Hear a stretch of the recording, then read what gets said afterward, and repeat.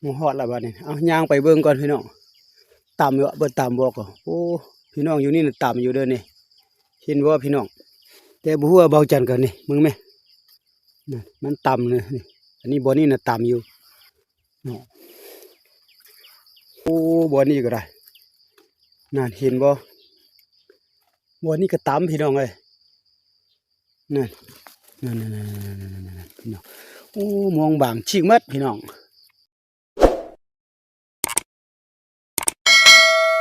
สบายดีตอนเช้าพี่น้องหลังจากห่างหายไปหลายมื้อ เพราะว่าเฮ็ดบุญลิ้นบุญสงกรานต์ปีใหม่ลาวพี่น้องไงปีใหม่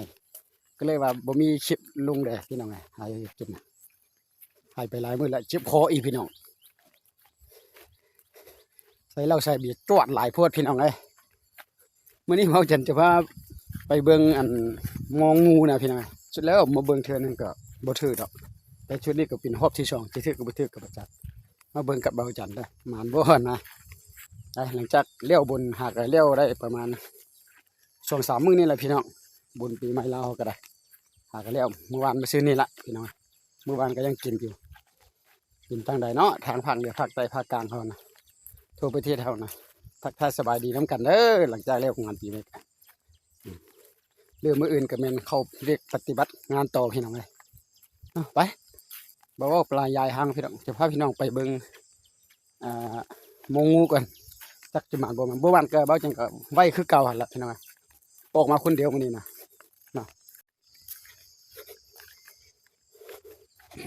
มาเบิ่งกับเบาจังว่า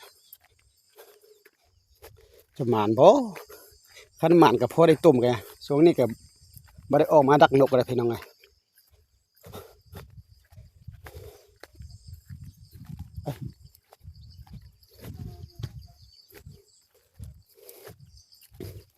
คันหมานก็พอดีพี่น้องพอได้ตุ่มซุ่มนี่อยู่ภาคของการข้ามหนองปลาแหละนี่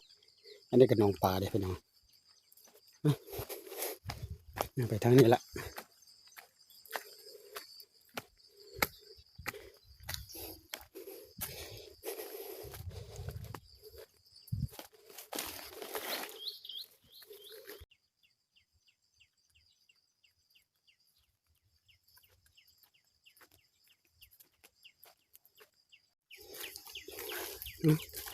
ไปเบิ่งน้ำกันพี่น้องกับบ่ฮู้ว่าเบาจันกันหรือว่ายังอยู่หรือว่ามีคนเอาไปหรือเป็นจังใดวะบ่เรียกว่าถือแล้วก็จีกหมดกับบ่ฮู้เนาะนี่บ่ถือก็บ่จักเพราะว่าเนื่องจากว่าบ่ได้มาหลายมื้อแล้วเด้โอ้ยหมดสุดโอ้นั่นละลงหมดพี่น้องเอ้ยเรียกว่าถือบ่ถืองูหลอดกับบ่ฮู้แล้วนั่นงูฮอดละบัดนี้เอาย่างไปเบิ่งก่อนพี่น้องต่ำอยู่เบิ่งต่ำบ่ก็โอ้พี่น้องอยู่นี่น่ะต่ำอยู่เด้อนี่เห็นบ่พี่น้องแต่บ่ฮู้ว่าเบาจันกันนี่มึงแม่นั่นมันต่ำเลยนี่อันนี้บ่อนี่น่ะต่ำอยู่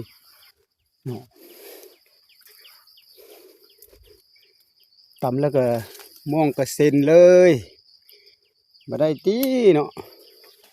มองบางโพดพี่น้องโอ้บ่อนี่ก็ได้นั่นเห็นบ่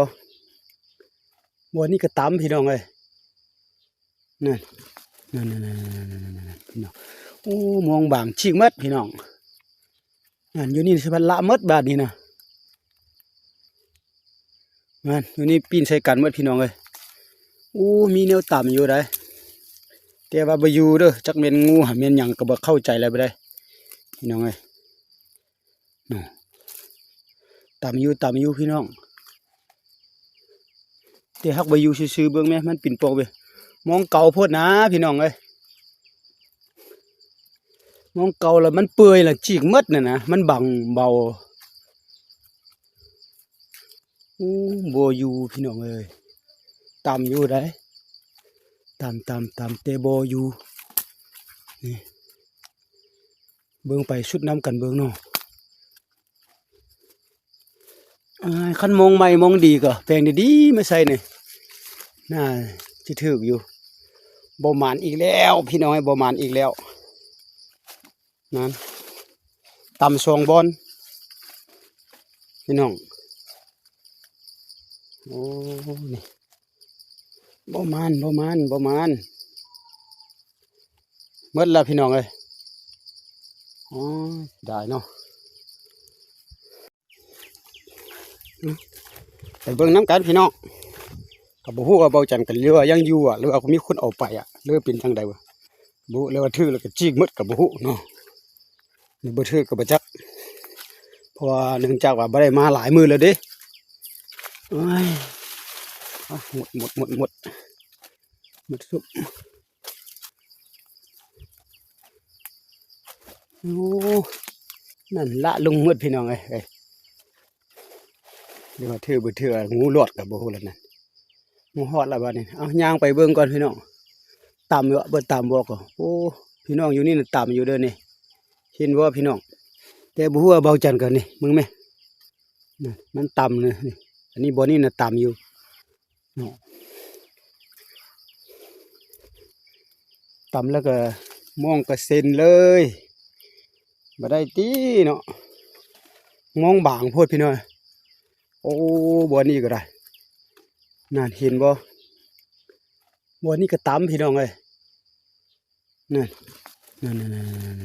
พี่น้องโอ้มองบางชิกมัดพี่น้องนั่นอยู่นี่สิพันละมัดบาดนี่นะนั่นอยู่นี่ปีนใส่กันมัดพี่น้องเอ้ยโอ้มีแนวต่ำอยู่ได้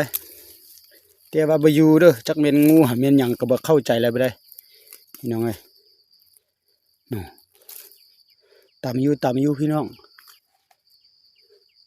แต่ฮักบ่อยู่ซื่อๆเบิ่งแม่มันปิ่นโปกเว้ยมองเก่าโพดนะพี่น้องเอ้ยมองเก่าแล้วมันเปื่อยแล้วจีกหมดน่ะนะมันบังเบาบ่อยู่พี่น้องเอ้ยต่ำอยู่ได้ต่ำแต่บ่อยู่นี่เบิ่งไปชุดน้ำกันเบิ่งเนาะคันมองใหม่มองดีก็แปลงดีๆมาใส่นี่น่าสิถูกอยู่บ่หมานอีกแล้วพี่น้องบ่หมานอีกแล้วนั่นต่ำ2บอนพี่น้องโอ้นี่บ่หมานหมดแล้วพี่น้องเอ้ยอ๋อได้เนาะพี่น้องต่ำ2บอนอยู่แต่ว่ามองหันบางแล้วก็มองเก่านะบ่อยู่พี่น้องแต่ว่าก็บ่ฮู้ว่าแม่นงูหรือว่าสัตว์อื่นก็บ่ฮู้ละเนาะ2บอนต่ำอยู่แต่ว่า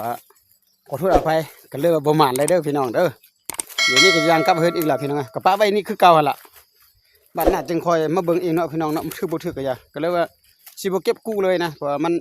เป็นมองเก่ามองแก่แล้วมันบางแล้วก็ใช้งานบ่ได้ละแล้วก็เลยเอา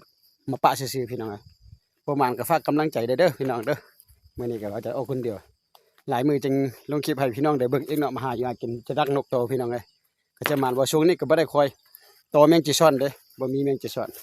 เอาบ๊ายบายพอกันคลิปต่อไปสำหรับคลิปนี้แสดงความขอบใจเฮามารับชมเบิ่งแล้วก็ฝากไลค์ฝากแชร์ฝากติดตามเด้อพี่น้องอันนี้ก็บ่ย้ำมองงูซื่อๆเด้อพี่น้องก็ประมาณ2มื้อละประมาณเอาขอโทษอภัยพี่น้องบ๊ายบายพอกันคลิปใหม่